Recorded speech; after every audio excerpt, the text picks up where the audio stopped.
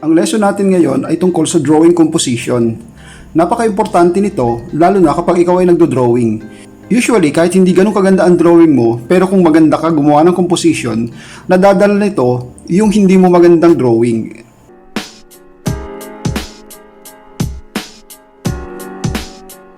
Ang drawing composition ay yung pag-arrange natin ng mga elements doon sa drawing area na nasa ating harapan. Ibig sabihin, kapag meron ka mga drawing elements, dapat inilalagay mo siya ng maayos. Halimbawa, kung meron tayong drawing space dito, halimbawa ay nag-drawing tayo ng bato, hindi natin siya basta-basta ilalagay dyan sa loob ng drawing area. I-arrange natin siya ng maayos.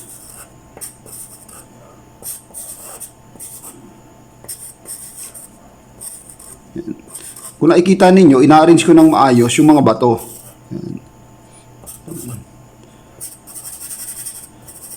Bato lang siya, pero naka-arrange siya ng maganda.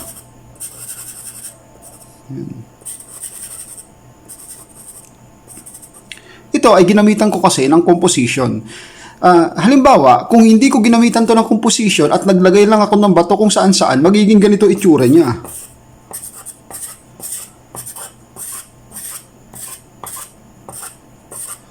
Hindi ba sabog-sabog? Hindi mo na maintindihan kung ano yan din drawing ko. So, napaka-importante ng composition sa pagdodrawing natin.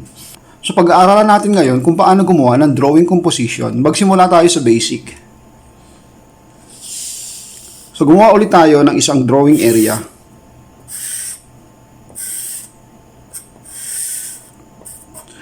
Usually, ang drawing composition ay simple lang. Alamin lang natin kung ano yung gusto nating makita sa loob ng drawing area. Halimbawa, mag-drawing tayo ng isang base. Usually yan, kapag dinodrawing natin, inilalagay natin yan sa gitna ng drawing area natin o ng papel. Ang tawag dyan, center of interest or point of view. Ibig sabihin, kapag may nakikita ng drawing niya yan, doon agad siya titingin kung ano yung nasa gitna. Ito ang madalas na composition na nakikita natin sa mga photography, sa mga drawing, sa mga paintings. Ito yung pinakagamitin. Paano nagkakaroon ng emphasis itong center of interest? Usually, ang ginagamitan natin ng mga elements na nasa gilid para yung attention natin mapunta sa kanya. Halimbawa, para mapunta ng tuluyan yung tingin natin sa object na nasa gitna, gumagamit tayo ng iba't ibang elements para matupad yun.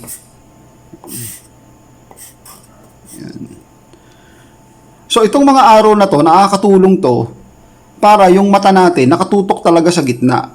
Pero dahil nga kapag nag-drawing tayo, hindi naman tayo naglalagay talaga ng mga arrow na ganito. So, nilalagyan natin siya ng mga elements. Halimbawa, sa parte na to, nilagyan natin siya ng halaman. Sa parting to, halaman din. Tapos siguro sa parting to, may sanga ng puno. Tapos may dahon. Sa kabila, ganun din.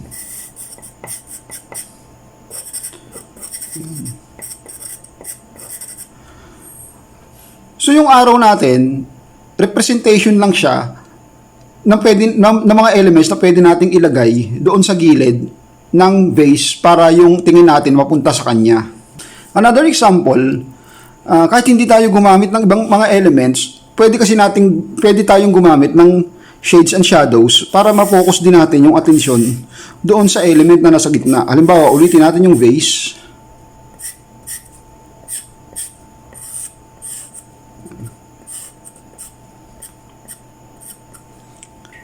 Ang pwede natin gamitin, pwede tayong gumamit ng liwanag tsaka dilim. So, kahit hindi tayo gumamit ng ibang objects, lalagyan lang natin ng liwanag at dilim. So, halimbawa, madilim dito. Or madilim dito sa gilid.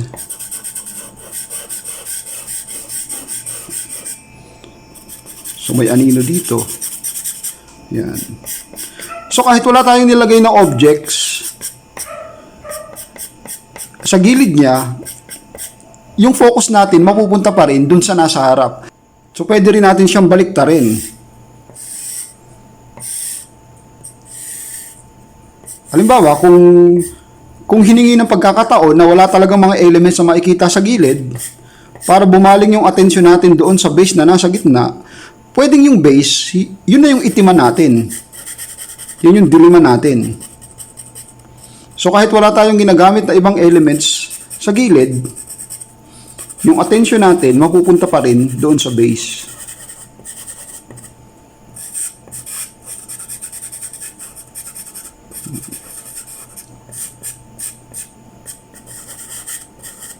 Yan.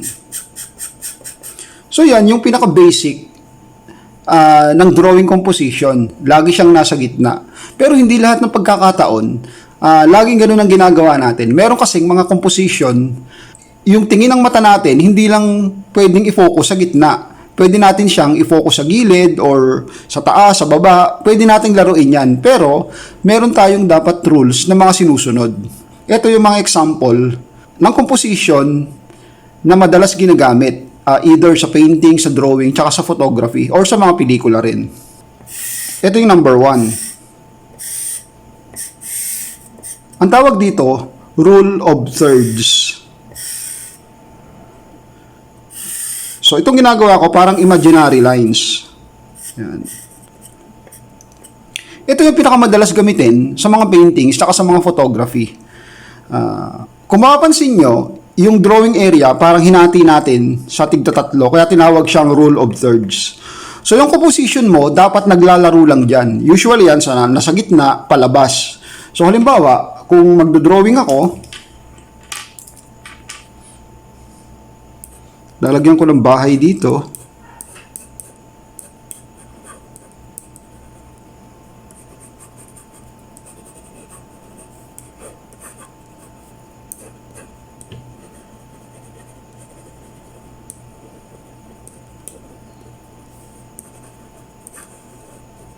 Yan. So, yung mga boxes na yan, parang guide mo yan para maging balance yung drawing mo.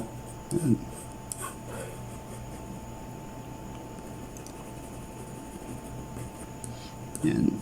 Ang tawag dito, rule of thirds.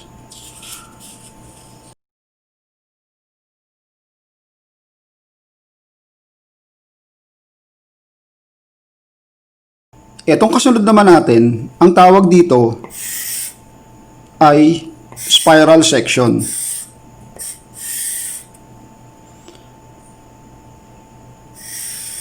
Hinahati natin yan. Hatiin natin sa gitna. Tapos hatiin natin sa gitna. Hatiin natin ulit sa gitna. Hatiin natin sa gitna. Hatiin natin sa gitna. So, ang theory behind nito is gagawin natin parang pa-spiral siya. Actually, itong spiral ay pwede rin tawaging golden spiral na madalas din ginagamit sa mga paintings tsaka sa mga photography. So, paano natin siya ma-apply kapag nilagyan na natin siya ng drawing? Pwedeng ganito ang gawin natin.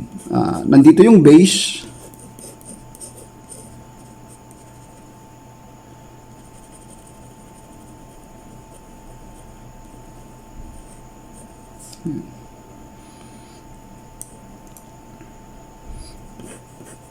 Tapos may iba pang mga elements dito. Halimbawa, may mga prutas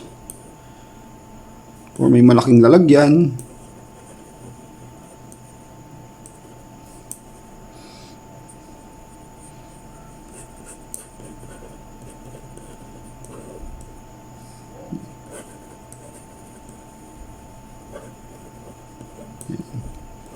So imagine niyo na itong mga elements na to, prutas at mga lalagyan na pinagdugtong-dugtong ko.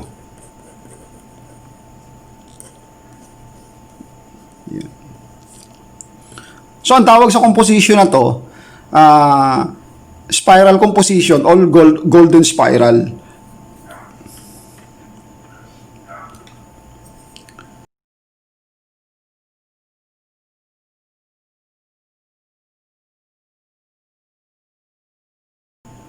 Susunod naman natin ay golden triangles.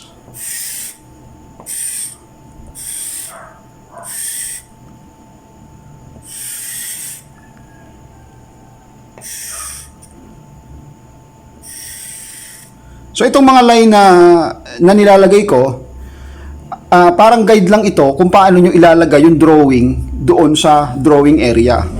So halimbawa, nilagyan natin siya ng drawing, pwedeng ganito.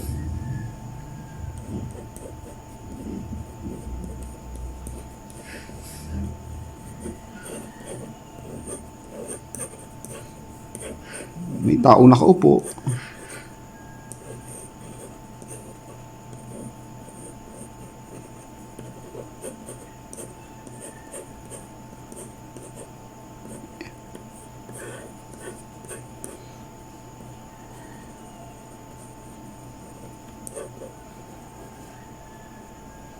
Yan.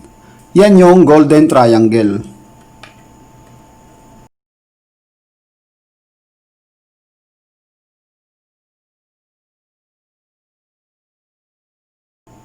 Itong susunod naman natin, ang tawag dito ay cross composition. So, simple lang siya, pa-cross. So, kapag nilagyan natin siya ng drawing, halimbawa may base dito,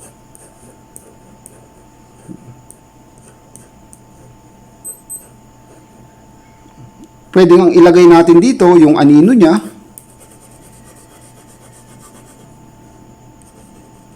Tapos medyo madilim na dito. Tapos ito, anino niya na rin or may mga halahalaman dyan. May mga lalagyan. Minsan tumatagos pa yung halaman dyan. Yan. So yan ang cross composition.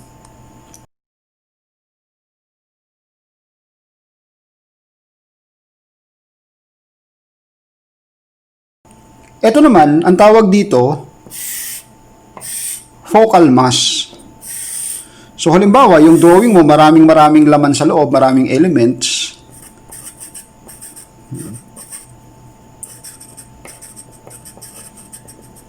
Nagtitipon-tipon siya sa gitna.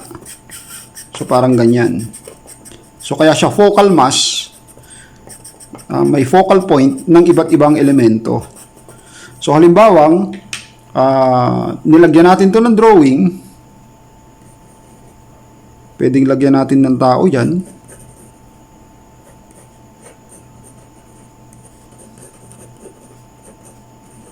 Yan. Na binubuhat siya ng maraming tao. Yan.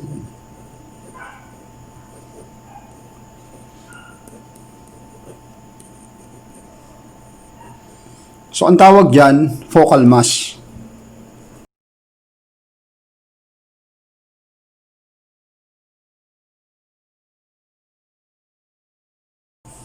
Ito naman, ang tawag dito ay radial.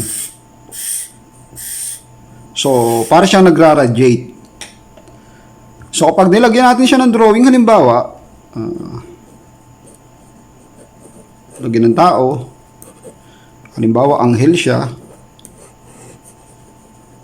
so para siyang nagliliwanag.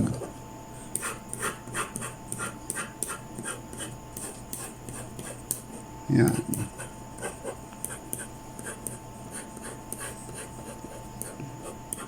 Yan. So napakasimple lang. Actually, itong radial na to, hindi necessarily naman naliwanag. Pwede kasi ang ilagay natin sa gilid, halimbawa, mga tao na nakatingin sa kanya.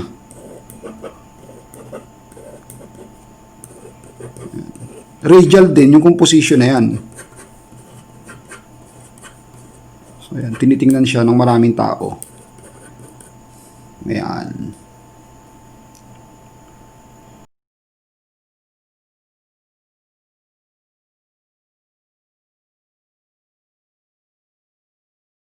Ito naman, ang tawag dito, pyramid composition.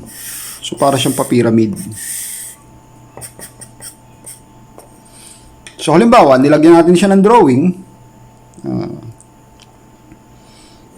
Halimbawa, may base dito.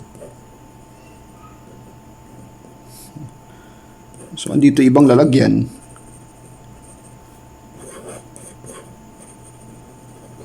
May prutas, may iba't ibang pagkain.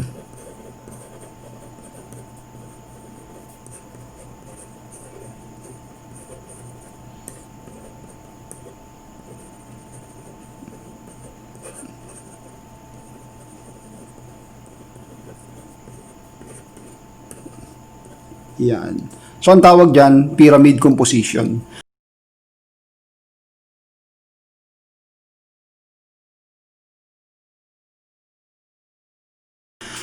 Maraming klase kasi ng composition.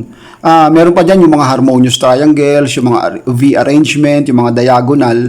Pero ang ibig lang puntuhin kasi ng composition, kinocompose mo ng maayos at saka maingat yung mga elements na makikita dun sa drawing. Para yung drawing mo hindi sabog-sabog. Paano mo gagawin yon? Number one, dapat mo i-consider kung ano yung center of interest mo, yung point of view mo.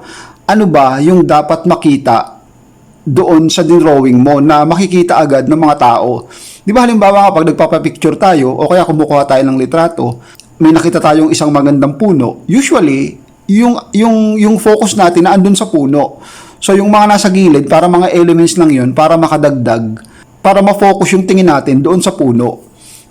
Ganun din sa pagdodrawing natin. Yung composition natin, dapat inuuna natin kung ano ba talaga yung unang-unang element na dapat makita ng titingin para para hindi maligaw yung mata nila at hindi sa kung saan titingin yung mata nila.